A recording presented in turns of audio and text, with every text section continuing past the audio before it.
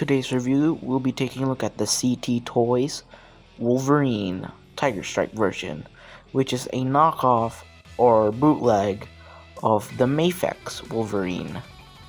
Yeah, this is also a New Year special, so yeah.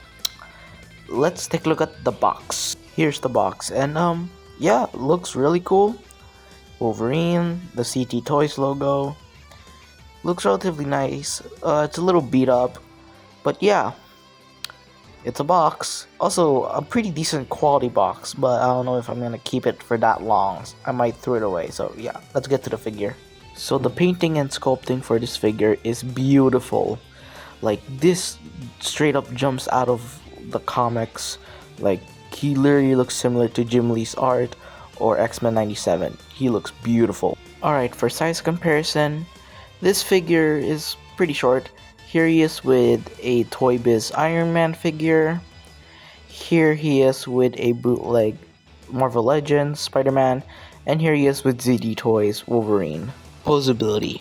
So posability on this figure is pretty good. Not bad at all. His head is on a ball joint, so it could go all the way around. It's doubled, so it could go up, down, and a full 360. His shoulders could spread that far. The shoulder pad is also on a ball joint. Yeah, pretty cool. The shoulder could of course do a 360. He also has a butterfly joint. Pretty good. A good range of butterfly joint. I like it. Of course, he has a double bend at the elbow. And of course, his hand could go down and do a swivel. So he has a ball joint at the ab and waist. Could do a 360. He can go up, down, and side to side. So he has a drop joint. Pretty good. Could go back.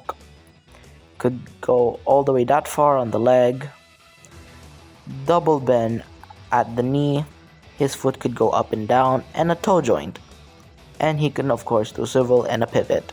Forgot to record, but he can do a pretty decent spread. Accessories. So the accessories on this figure is pretty good. He comes with a stand, a pair of heads, a piece for the unmasked head, 2 pairs of hands. So the stand is pretty good for the most part. Yeah. The figure also has a pretty decent pair of hands. So here's the default hand, open hand, and the claws of course. And the heads, here's the neutral head. He looks a lot like Jim Lee's art and X-Men 97. The unmasked head looks really good. Has a very 90s comic book look to it. Like it a lot. And you can also see the mask accessory on his back.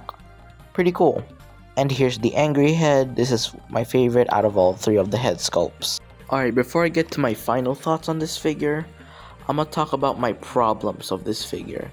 So one of my problems of this figure is that some of the joints, or mostly half of the joints, are really tight and really squeaky, and some of the joints are kinda loose.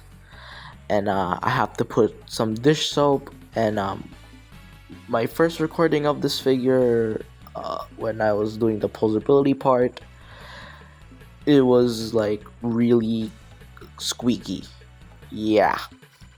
Alright, so my final thoughts on this figure. My final thoughts, it's pretty good. I really like the look, and he looks beautiful on the shelf.